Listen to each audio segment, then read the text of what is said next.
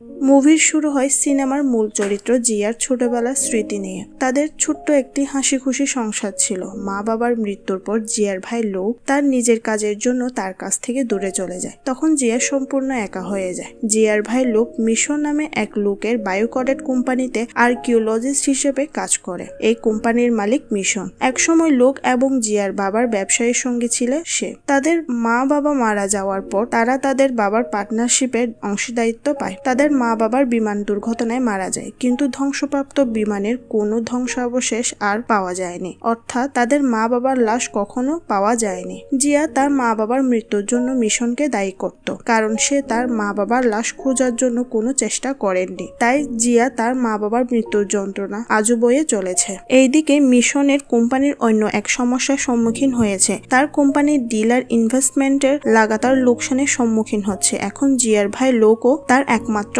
সহায়। মিশন লোককে এক রহস্যময় মিথোলজিক্যাল অনুসন্ধানে পাঠায়, যেটা সফল হলে মিশনের কোম্পানি অন্য সব কোম্পানির থেকে অনেক এগিয়ে যাবে। সেই জন্য লোক তার এক বন্ধু ইথেনকে নিয়ে ওই রহস্যময় স্থানের উদ্দেশ্যে বেরিয়ে পড়ে। এখানে পৌঁছে তারা দেখে চারিদিকে শুধু মরুভূমি, কোথাও কোনো রকম রহস্যময় জিনিস দেখতে পাচ্ছে না। এখানে তারা লক্ষ্য করে সূর্যে উত্তপ্ত কিরণ এবং বালিয়ারির জন্য সেখানে মাটির তলা থেকে এক ধরনের বিষাক্ত গ্যাস বের হচ্ছিল। তাই লোক ইথেনকে লাইটারের আগুন জ্বালাতে বারণ করে। সেখানে তারা কোনো কিছু অনুসন্ধান করতে পারে না। তারা একটু হেঁটে জায়গা থেকে ভালোভাবে অনুসন্ধান করতে চেষ্টা করে। এমন সময় লোক যে জায়গায় অনুসন্ধান করেছিল সেই স্থানে মাটি ভেদ হয়ে একটি গর্তের মধ্যে পড়ে যায়। এই গর্তের মধ্যে পড়ে যাওয়া তাদের সৌভাগ্যের কারণ হয়ে যায়, কারণ তারা যে জিনিসের অনুসন্ধানে এসেছিল সেই জিনিসটা তারা এখানেই পেয়ে যায়। এখানে তারা যে জিনিসটার সন্ধান করতে এসেছিল সেটা আমরা ভিডিওর পরের অংশে জানবো। তারা দুজন জায়গাটা ভালোভাবে অনুসন্ধান করতে থাকে, কিন্তু অনুসন্ধানের এক পর্যায়ে কিছু ভয়ঙ্কর প্রাণী তাদের আক্রমণ করে বসে। লোকের শেষ ধারণকৃত ভিডিওতে দেখা যায় অনেকগুলো চোখ বিশিষ্ট প্রাণী তাদের আক্রমণ করেছে। মিশনের আর কোনো সাহস রইল না ওই লোকের এই খবর জিয়াকে দেওয়ার, কারণ জিয়ার আগে থেকে তার মা বাবার মৃত্যু দায় মিশনের উপর চাপিয়ে এসেছে। কিন্তু শেষ পর্যন্ত সে জিয়াকে এসব কথা বলতে বাধ্য হয়। জিয়া এসব শুনে মিশনকে ভর্ৎসনা করতে লাগলো, কিন্তু জিয়া তার মা বাবার মতোই তার ভাইকে হারাতে রাজি নয়। তাই মিশনের সাথে তার ভাইকে খোঁজার জন্য বেরিয়ে পড়লো এবং তারা সময় নষ্ট না করে এক রেস্কিউ টিমের সাথে যোগ দিল।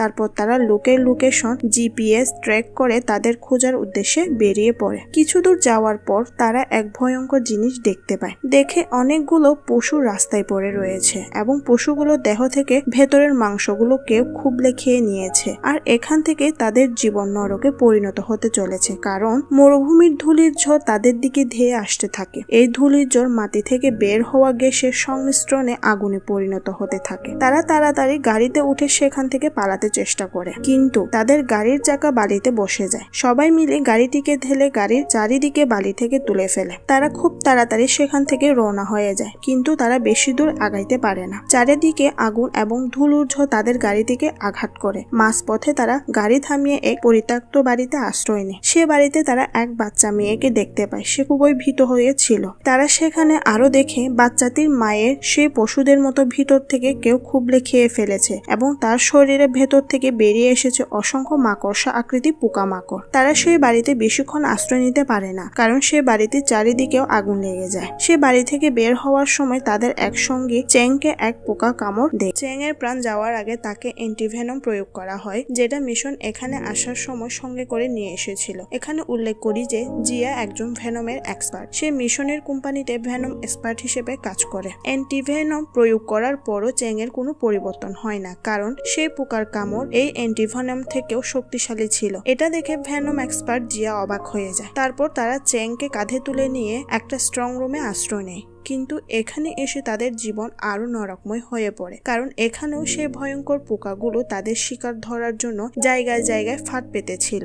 আর তারা এখানে পা রাখতে হাজার হাজার পোকা তাদের উপর আক্রমণ করে বসে এবং তারা এই পোকার কামড়ের শিকার হয় এবং তারা চোখের সামনে মৃত্যুকে দেখতে পায়। কিন্তু এক পর্যায়ে তাদের বাড়িতে ঢাকার ফ্লোর ভেঙে পড়ায় তারা এক গোপন গুহায় ঢুকে পড়ে। এখানে তারা আপাতত পোকাদের হাত থেকে রক্ষা পায়। আর এই গুহার অন্য এক গর্তে লোক এবং ইথেন পড়ে গিয়েছিল। এই পোকাদের হাত থেকে রক্ষা পাওয়ার জন্য জিয়া বুঝতে পারে মিশন কেন জিয়ার মতো এক অ্যান্টিভেনম এক্সপার্টকে তার অনুসন্ধানের সঙ্গী করেছিল এবং কেনই বা অ্যান্টিভেনমের বক্স তার সঙ্গে রেখেছিল, কারণ সে বিষাক্ত পোকাদের কথা মিশন আগে থেকেই জানত। এরপর ফ্ল্যাশব্যাকে দেখানো হয় যে লোক গায়েব হওয়ার আগে যে কঙ্কালের ছবি মিশনকে পাঠিয়েছিলেন সেটার মধ্যে বিষাক্ত পোকাদের আক্রমণের চিহ্ন ছিল, আর যার জন্য মিশন এই পোকাদের ব্যাপারে আগে থেকেই জেনেছিল, কিন্তু সে কথাটা তার সঙ্গীদের জানায়নি, কারণ আমরা পরে সেটা বুঝতে পারবো। এবার তারা লোককে খোঁজার পরিবর্তে নিজেরা এই গুহা থেকে বের হওয়ার পথ খুঁজতে থাকে।